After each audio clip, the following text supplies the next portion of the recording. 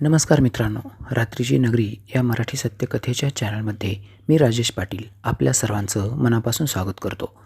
मित्रांनो, आपण आपल्या चॅनलवर जी कथा ऐकत आहात त्या कथेचं नाव आहे नीलम आंटी. या कथेचे 2 भाग या अगोदर मी आपल्या चॅनलवर अपलोड केले आहेत.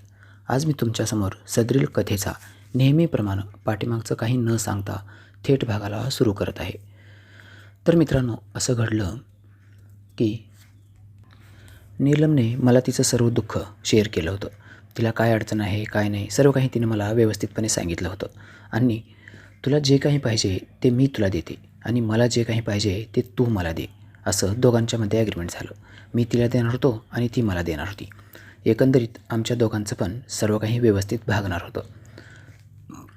आता म्हणतात ना, ज्याला जे पाहिजे ते दोघांना पण मिळाल्यानंतर दोघे पण आम्ही खूपच सुखी समाधानाने राहणार होतो. मग तिची शर्यत मला मान्य झाल्यानंतर माझी पण शर्यत तिने मान्य केली आणि मग पुढच्या कार्यक्रमाला सुरुवात झाली. तिच्या डोळ्यात डोळे भरून पाणी आलं होतं. ती खूप टेन्शनमध्ये दिसत होती. आजूबाजूच्या लोकांचा त्रास, निपुत्रिक आहेस, तू वांज आहेस, असं एक ना अनेक बोलणं तिनं आत्तापर्यंत सोसलं होतं. बऱ्याच कार्यक्रमामध्ये महिला तिला बोलवत नसत. सुहागिनीचा जरी कार्यक्रम असला किंवा कोणाची ओटी वगैरे भरायचं असलं किंवा घरातला कसलाही छोटा मोठा कार्यक्रम असो, तिला वांज आहे असं म्हणून वाळीत टाकलं जायचं. तिला अजिबात कुणी घरामध्ये थारात येत नव्हतं. जरी ती चुकून कोणाच्या घरी गेली तरी तिला मानपान मिळत नव्हता. सुरुवातीचे 1-2 वर्ष ठीक होतं, परंतु आता 3रं-4थं वर्ष लागलं होतं आणि आता खूपच अवघड दिवस चालू होते. तिला ह्या सर्व गोष्टींचा खूप कंटाळा आला होता आणि बाहेर जाऊन कार्यक्रम करायचा म्हणलं तर ते पण शक्य नव्हतं आणि कोणाला घरी पण बोलवणं ते पण खूपच अवघड होतं. सर्व गोष्टीचा विचार करून तिनं मला छापायला सुरुवात केली. आता मला तिनं पट्टीमध्ये घेतलं होतं. मला तर तेच पाहिजे होतं, कारण तिला प्रेग्नंट करणं वगैरे, तिला काही तिच्या ज्या काही इच्छा वगैरे आहेत ते माझ्यासाठी सर्व काही चिल्लर होतं. दोष कोणामध्ये आहे हे मला माहीत नव्हतं.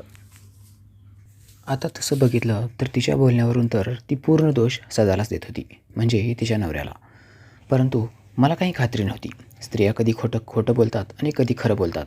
त्यांचं चरित्र कुणीच ओळखू शकत नाही, कारण स्त्रियांना ओळखणं शक्यच नाही. त्याच्यामुळं ती कदाचित ती स्वतःची सुख संतुष्टी करून घेण्याकरितासुद्धा सदाचं हत्यार खूपच लहान आहे असं मुद्दाम पण म्हणत असेल, असं पण माझ्या मनामध्ये प्रश्न येऊन गेला. मला माझे थोडे विचारचक्र चालूच होते. ती मला म्हणाली, राजेश काय कसला विचार करतोयस? तसं मी म्हणालो, काही नाही. कसला विचार करणार? थोडं ह्याच गोष्टीबद्दल विचार करत होतो. तशी ती मला म्हणाली, माझ्याबद्दलच विचार करतोस ना? मी म्हणालो, हो, मग दुसरं कोणाबद्दल करणार? मग ती मला म्हणाली, ठीक आहे, माझ्याबद्दल विचार करत होतास तर काय विचार करत होतास ते पण सांग. मग मी तिला म्हणालो, तुम्हाला आजपर्यंत 4 वर्ष झालीत परंतु मूलबाळ झालं नाही. त्याच गोष्टीचं मला खूप खेद वाटतो, खंत वाटते. आणि तुम्ही मग मला जे काही सांगितलं, स्त्रिया कार्यक्रमाला बोलवत नाहीत, मानपान देत नाहीत, ती पण गोष्ट खूपच अवघड आहे. त्याचं पण मला खूपच टेन्शन आलं. मित्रांनो, एखाद्या स्त्रीला तिच्या मातृत्वाबद्दल कुणी जर बोललं, टोचून बोललं, घालून पाडून बोललं तर त्याच्यासारखा घोर अपमान दुसरा कोणताच नाही. आणि ती स्त्री तिच्या मनामध्ये जळत राहते. तिला खूप टेन्शन असतं. अशा बऱ्याच गोष्टीमधून नीलमसुद्धा चालू लागली होती. तिला खूप टेन्शन होतं, परंतु ती कोणाला काही बोलायची नाही. कोणी तिला काही जरी बोललं तरी ती ऐकून घ्यायची, गपगुमान राहायची, कारण चूक आपलीच आहे. आपल्याला जर मूलबाळ झालं असतं तर आपल्याला पण कोणी काही बोललं नसतं. त्याच्यामध्ये तिच्या सासूचा पण हात होता.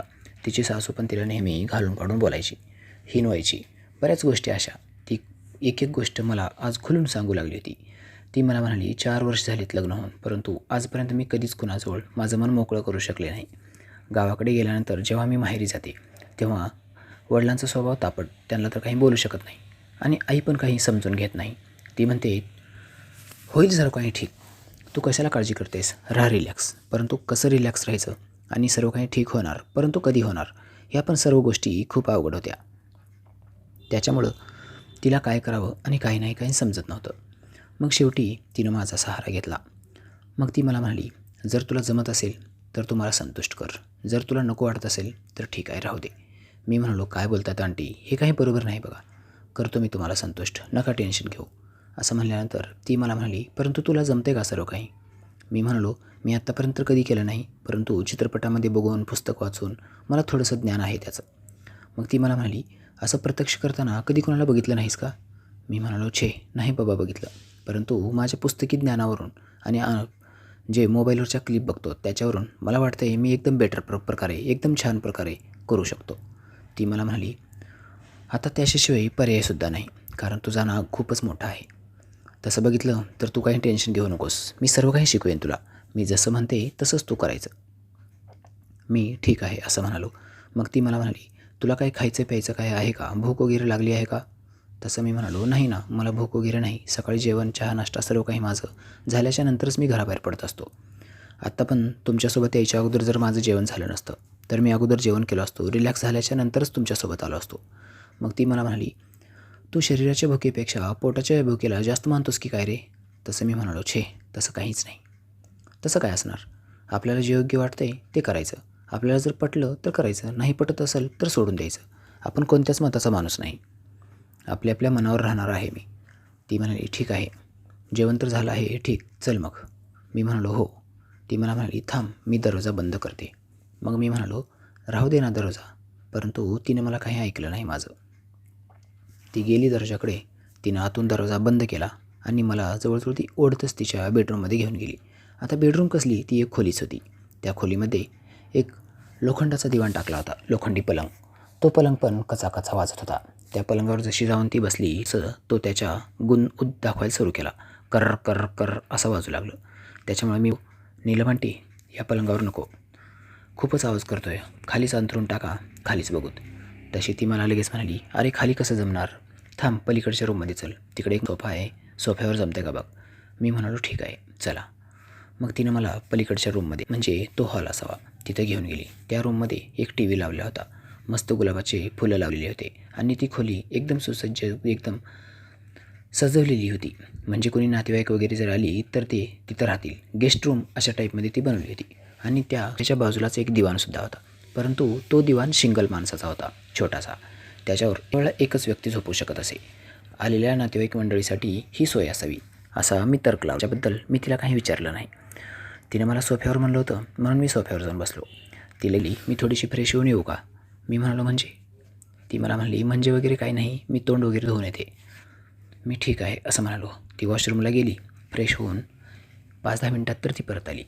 ती 5-10 मिनिट माझ्याजवळ नव्हती, परंतु माझ्या मनाचे हाल अगदी बेहाल झाले होते. मला खूप टेन्शन आलं होतं, काय करावं आणि काय नाही, काही समजत नव्हतं. ही मला इथं बसून इतका वेळ कसेला असेल असं पण मला वाटत होतं.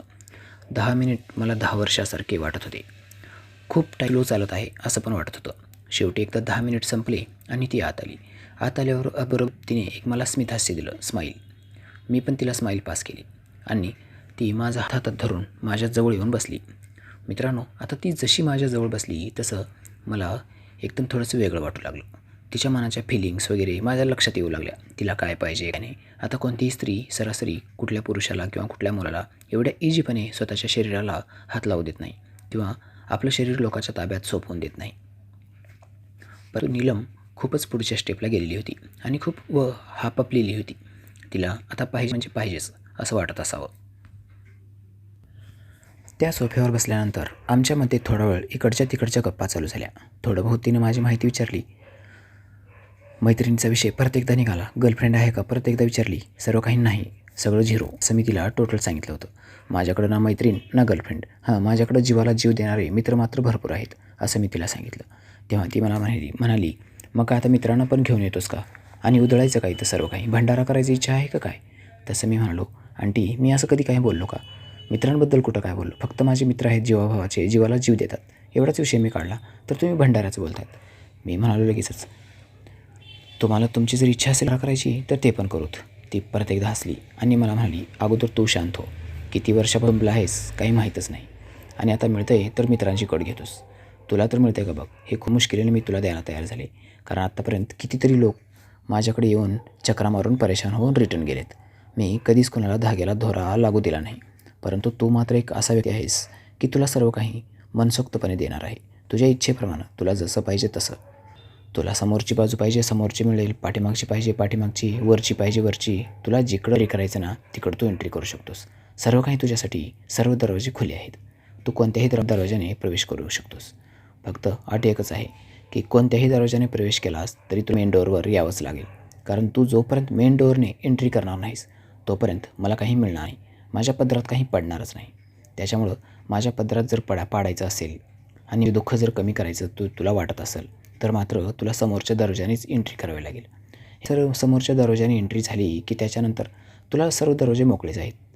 पाठीमागच्या दरवाजाला जा, वरच्या जा, खालच्या जा, कुठल्या दरवाजानं जायचे त्या दरवाजानं तू जाऊ शकतोस, परंतु एंट्री मात्र मेन डोअरनीच, हो ना? मग मी म्हणालो हो, आणि ती एंट्रीसुद्धा चुकीच्या जागेतच, हो ना?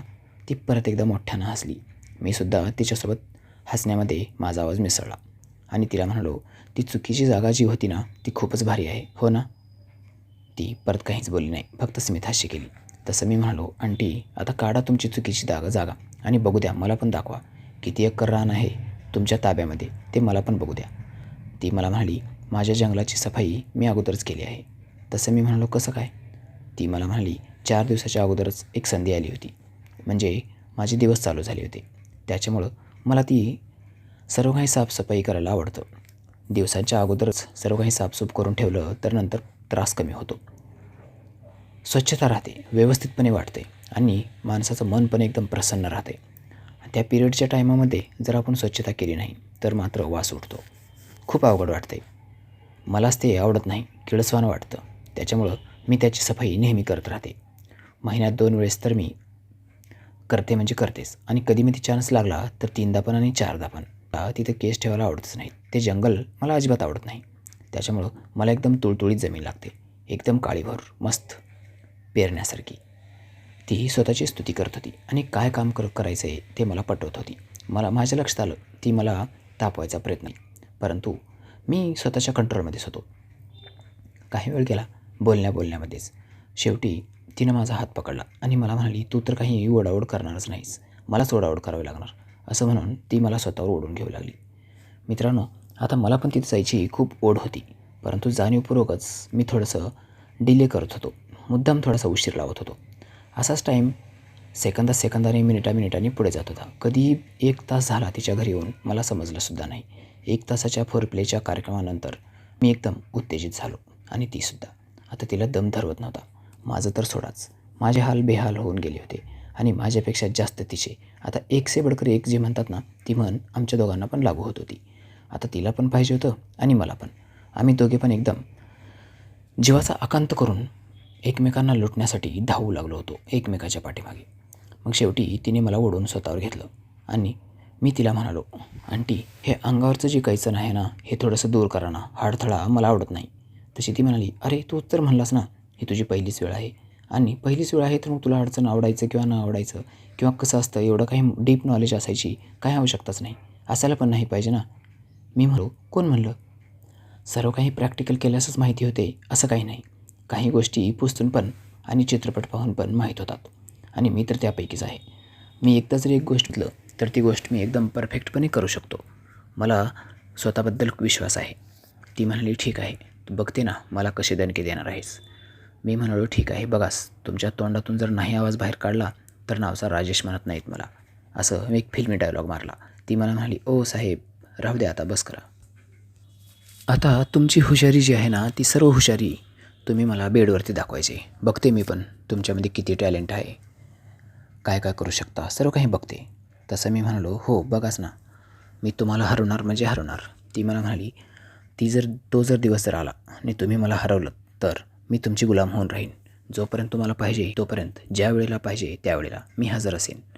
तुम्हाला शब्द देते आज, परंतु माझ्यातून आवाज काढायचा. बघतेस मी म्हणालो, तुम्ही मुद्दाम मग आवाज काढूच देणार नाहीत. ती म्हणाली, ठीक आहे, असं काही जरी नाही झालं तरी तुम्ही मला संतुष्ट तर करू शकाल ना.